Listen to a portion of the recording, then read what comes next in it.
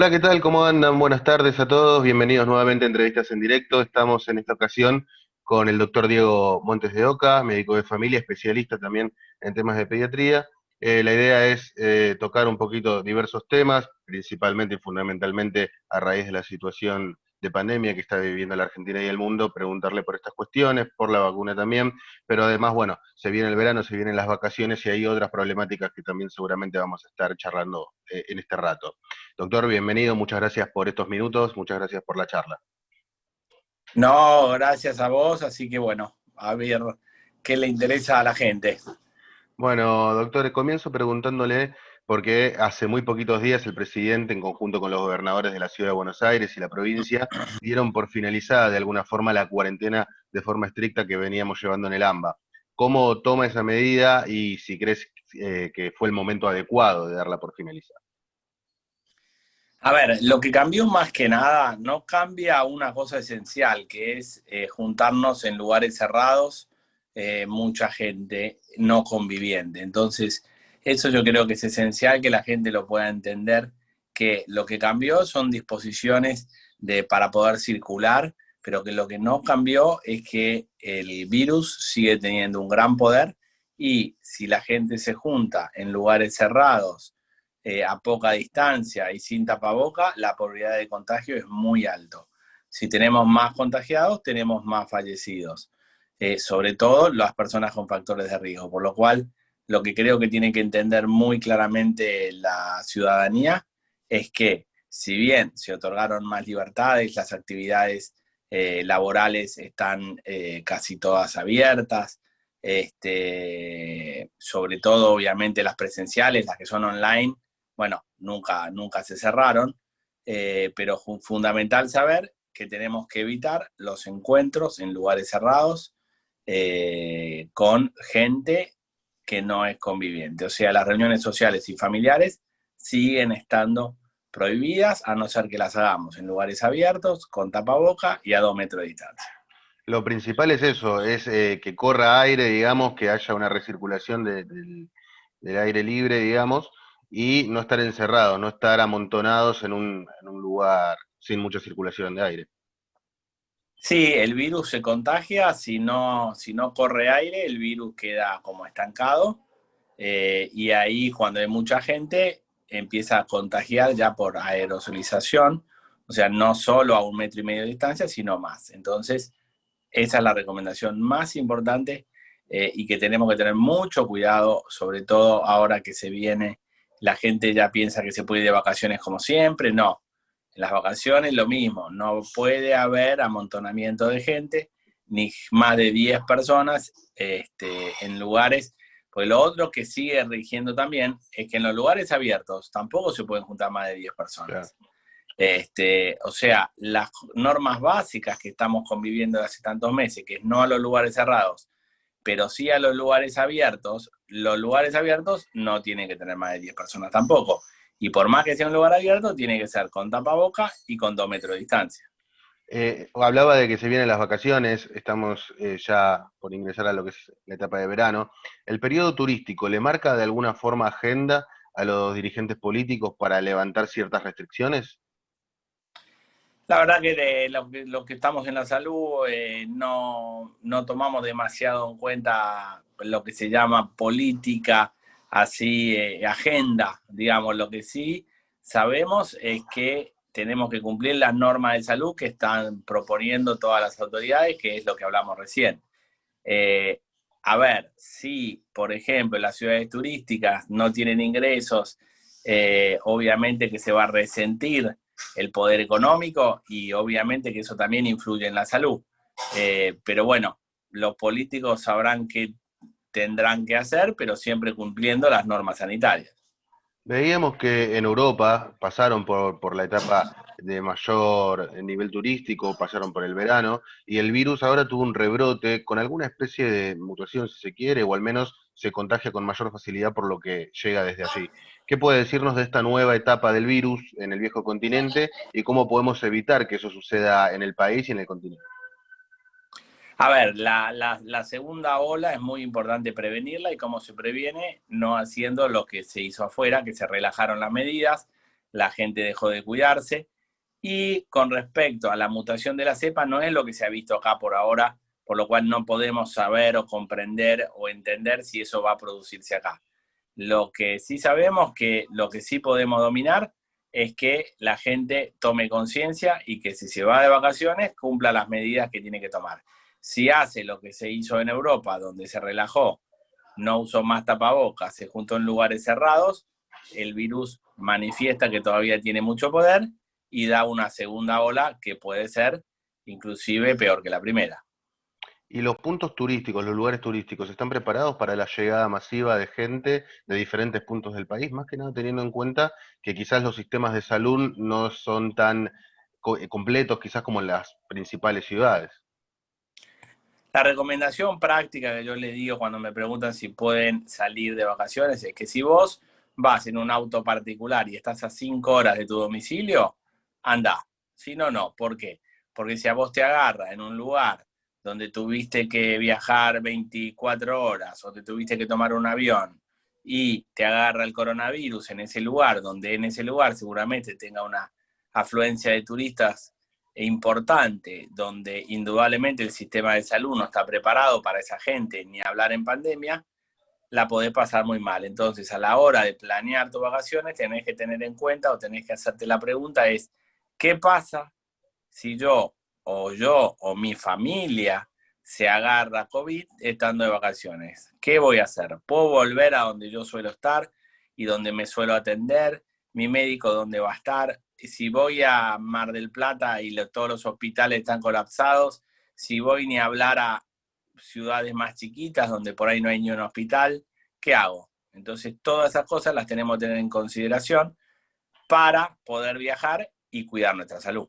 Incluso también el plazo, en caso de uno contagiarse, tiene que estar los 14 días, como siempre, aislado en donde se contagió, ¿no? No puede trasladarse de una ciudad a otra. Sí, por eso, yo creo que si uno tiene el menor síntoma, tiene que agarrar y tiene que volverse a su ciudad de origen. Cualquier persona que agarra y, a ver, pero ahí empiezan las complicaciones. Si yo soy padre y tengo 2 hijos y mi hijo empieza con fiebre, bueno, ¿quién se va a volver? ¿Yo y mi hijo? ¿Los otros 2 se van a quedar? Y si después empiezan en que se vuelven. Por eso, siempre se plantean complicaciones. Si yo vuelvo con mi familia y mi hijo está con fiebre, en el auto está contagiando a todos los demás, por lo cual uno asume riesgos, pero yo lo que digo es, si no podés volverte pronto, mejor no vayas. Y más allá del COVID y la situación de pandemia que estamos atravesando, ¿cómo está el sistema de salud a nivel general en el país?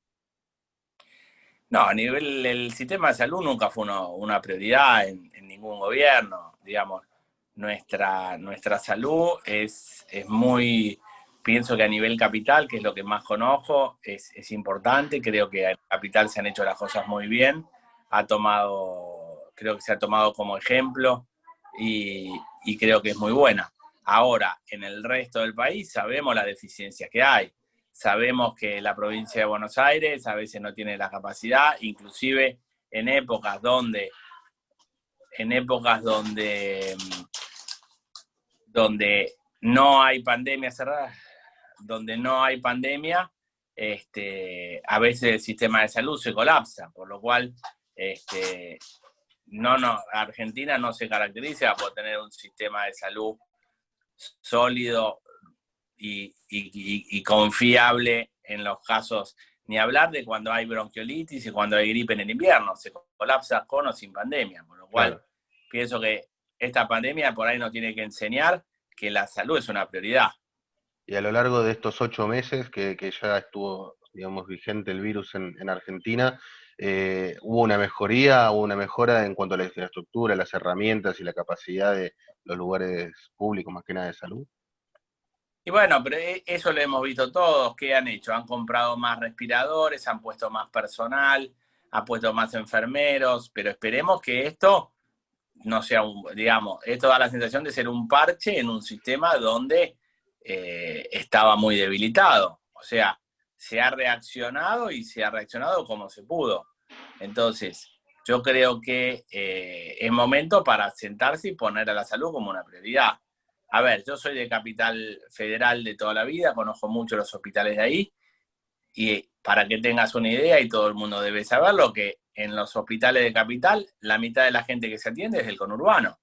Entonces, eso ya no refleja una inequidad importante. ¿Por qué la gente del conurbano viaja tanto para ir a un hospital de Capital? Porque no hay en el conurbano. Entonces, es momento de replantearse, de decir, che, a ver, ¿cómo hacemos un sistema de salud para que el que vive en San Martín se atienda en San Martín, no se tenga que ir a un hospital de Capital? ¿Por qué? Porque la salud de Capital creo que es buena, pero tiene que ser más equitativa. Tipo, alguien que vive en otro lado tiene que poder atenderse con la misma eficiencia que si viviera en Capital. Por supuesto sería, bueno, es lógico lo que en realidad se necesita hace años, replantear un poco esa diferencia que hay entre capital y provincia en cuanto a la salud como uno de los temas. El presidente, escuchábamos, anunció también la compra de 25 millones de dosis de la vacuna rusa, que aparentemente estaría llegando entre diciembre y enero, según lo que dicen desde el gobierno. ¿Qué puede decirnos de esta vacuna? ¿En qué fase está? Y cuéntenos, según su opinión, si es apresurada o no la compra de la misma. A ver, lo que está bien, lo que hace el gobierno es que da opciones de compra, no es que ya la pagó y ya está, no. Lo que hace el gobierno es, dice, bueno, a ver, ¿cuántos son los proveedores de vacunas que están en fase 3, que es la fase más avanzada en el desarrollo de estas vacunas? A ver, son 11 las vacunas que están en fase 3. Bueno, si yo cuanto más conversaciones y opciones de compra tenga con las 11, mejor, porque si no sale uno, saldrá otra. Entonces, lo que hemos visto es, a ver, acá hay dos cosas que son importantes.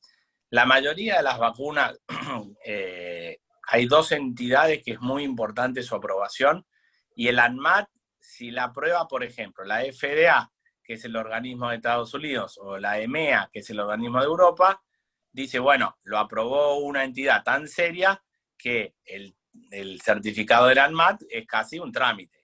Ahora, si no lo aprobó ni la FDA, ni no lo aprobó la EMEA, y tampoco intervino la Organización Mundial de la Salud, que a veces, como da el visto bueno de determinadas vacunas, el ANMAT es como que se tiene que poner mucho más rígido. Y eso por ahí es lo que pasa con la vacuna rusa.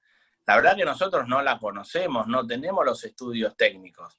Pero si una vacuna es aprobada por FDA o por EMEA, estamos tranquilos. Si tiene el visto bueno de la OMS, estamos tranquilos. Ahora, si la aprueba un solo gobierno sin una entidad sólida de respaldo atrás, y nos genera más dudas. Por eso hoy en día, si vos preguntas a la gente, la mayoría de la gente diría que no se vacunaría con la vacuna rusa. Pero tal vez la vacuna rusa sea excelente y tendrá que demostrar con los estudios y con las aprobaciones que es una buena vacuna. Ojalá sea buenísima, porque tampoco creo que los rusos quieran perjudicar a su gente. Entonces, si la vacuna rusa es buenísima y tiene las aprobaciones necesarias, buenísimo. Y si no es la rusa, es la de Pfizer. Y si no es la de Pfizer, es la de China. Lo bueno es que hay 11 vacunas en danza. Y esperemos que la mayoría sean buenas y las podemos aplicar todos. Lo que está demostrado, por ejemplo, hoy salió en la vacuna que está elaborando Pfizer, es que los vacunados tienen un 90% menos de enfermarse. Entonces, eso es una gran noticia. Sí, por supuesto. A mí lo que me llamaba la atención particularmente es el momento en el cual se anuncia la vacuna, justamente como usted decía, previo a tener las aprobaciones que seguramente ya para cuando llegue a Argentina uno espera que tenga. No puede venir a Argentina si no tiene las aprobaciones, por la cual está buenísimo que anuncien, que compren a los 11 proveedores todo lo que quieran, pero la verdad va a estar en si la vacuna es aprobada y si esa fase 3, en esa fase 3 resulta efectiva y resulta segura. ¿Y qué procesos se pueden saltar ante una emergencia sanitaria o en una pandemia como la actual? ¿Y cuáles no se pueden saltar? Usted, bueno, ya nos hablaba de estas entidades, pero la fase 3 tiene que completarse sí o sí, digamos, no es algo que pueda acelerarse o saltearse. No, lo que se ha acelerado son todos los mecanismos burocráticos, sí se han acelerado. A ver, lo que se dice que están produciendo ya la vacuna a riesgo. Entonces, a ver, un laboratorio cuando termina una fase 3 empieza a pensar cómo la voy a producir y eso tarda un par de años. Entonces ahora se dice que los laboratorios están produciendo la vacuna a riesgo. Y bueno, y si la fase 3 le da mal, la tiran a la basura. Claro. Entonces hay un montón de mecanismos, sobre todo burocráticos, que se están salteando. Lo que es seguridad y lo que es efectividad, aparentemente no. Pero si una vacuna tarda 10 años y ahora se va a aprobar en 1 y medio, indudablemente tienen que acelerar un montón de procesos. Por supuesto. Y una vez que se reciba la dosis, una vez que el país ya tenga las dosis, sea de la vacuna rusa, sea de alguna de las otras que están en mención, ¿cuáles son los pasos a seguir y cómo cree que será la aplicación de la vacuna? No, todavía no lo sabemos, porque no sabemos, a ver, el gobierno ha manifestado que va a ser una logística impresionante para vacunar, que me parece bárbaro. Y bueno, ojalá toda esa logística esté al servicio de la gente, que creo que es lo que busca el gobierno. Y lo importante ahí es después o antes de eso determinar quién se va a vacunar, quién se va a vacunar primero. ¿Se van a vacunar los niños? ¿No se van a vacunar los niños? ¿Son un factor de riesgo? No. Ya se sabe más o menos que va a ser en 2 dosis con diferencia de 3 semanas, pero todavía hay que determinar quiénes van a ser los indicados para vacunarse. Claro.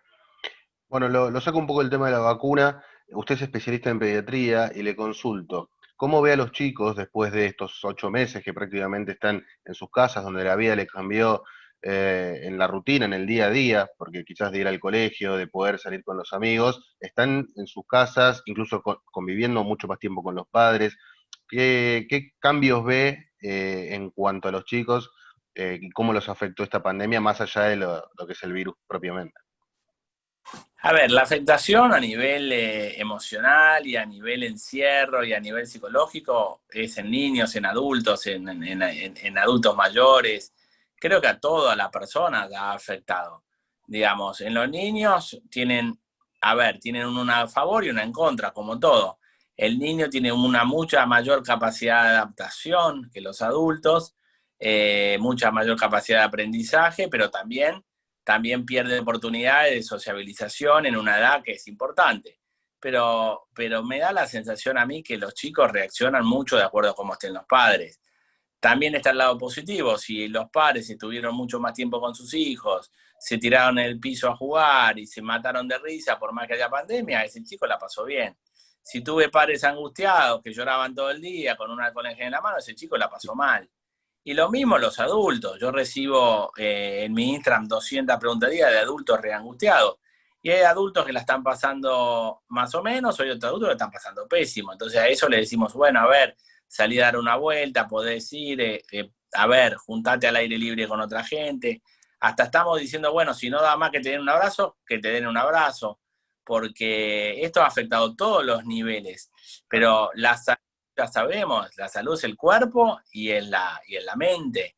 Entonces, no se puede ya pensar que un cuerpo funciona aislado de la mente. Por lo cual, seguro que cada caso es particular, pero que tenemos que prestar atención a todos los estados emocionales y hay chicos y adultos que se van a ver afectados más y otros que se van a ver afectados menos.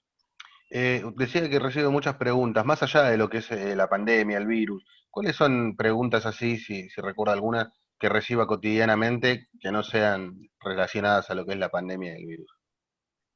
No, digamos, sobre todo recibo muchas preguntas de temas que nosotros tratamos mucho. A ver, el tema de los niños, el tema de los llantos, de los recién nacidos, de cómo dormir, de cómo alimentarse, son todos temas claves de la pediatría.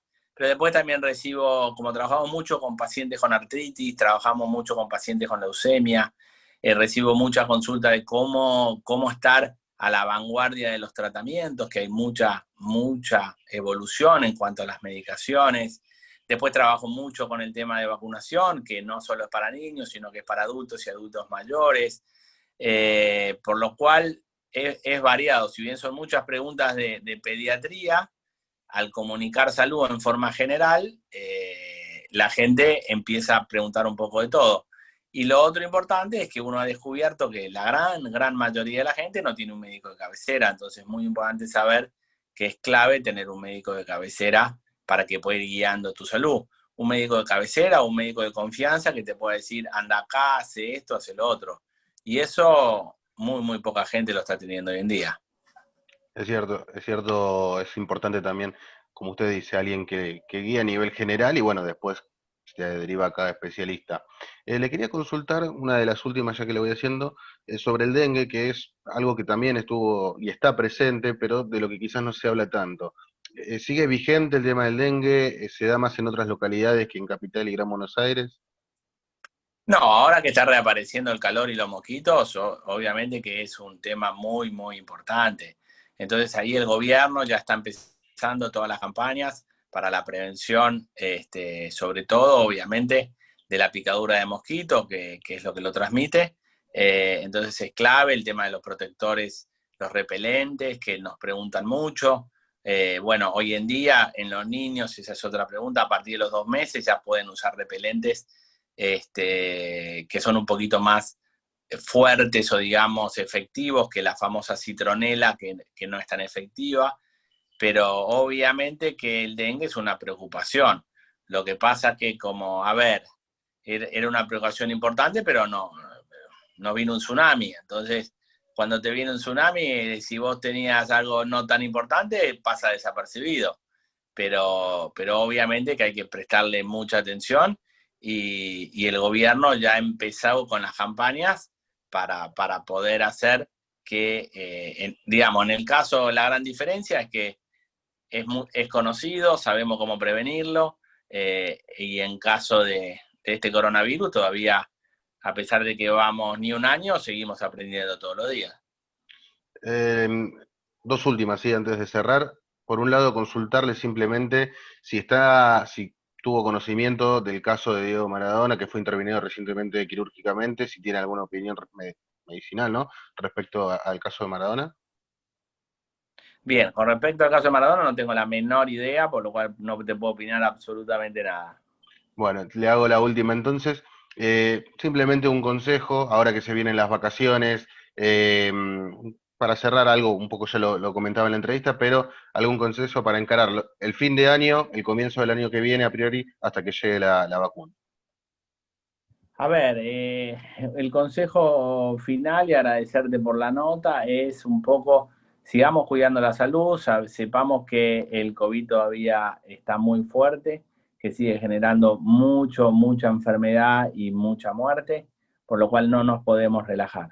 A todos los jóvenes que este virus le va a pasar casi desapercibido, saber que son vectores para contagiar a los adultos, por lo cual les pedimos por favor la responsabilidad de que no se descontrolen haciendo lo que oímos todos los días, fiesta electrónica, fiesta esto, fiesta lo otro, eso genera que el virus se contagie y llegue a donde no debería llegar hoy en día, que son los adultos mayores o las personas enfermas. Y a la persona que se va de vacaciones, mi recomendación es que vaya lo más cerca posible y que piense qué pasa si el COVID le agarra en el lugar de vacaciones. ¿Va a estar bien atendido él, su hijo, su padre, su familia? Y después, para finalizar, saber que las dolencias físicas, la enfermedad, depende también mucho de nuestro cerebro. Y bueno, y fue un año realmente muy duro para todos, un antes y un después, te diría, en nuestra vida, donde permanecimos muchos meses encerrados. Y bueno, y rescatar el valor de la solidaridad, de entender que mi salud depende de vos y los dos dependemos de los dos, porque antes como que cada uno hacía la suya. Ahora entendimos que el valor del todo es más importante que cada individualidad. Y si yo me mando una macana, te puedo afectar a vos. Entonces por ahí nos viene a mostrar que tenemos que ser un poco más solidarios, ¿no? De que este mundo tiene que ser un poco más igualitario, que tiene que tener una prioridad más en la salud, que tiene que tener una prioridad más en la gente.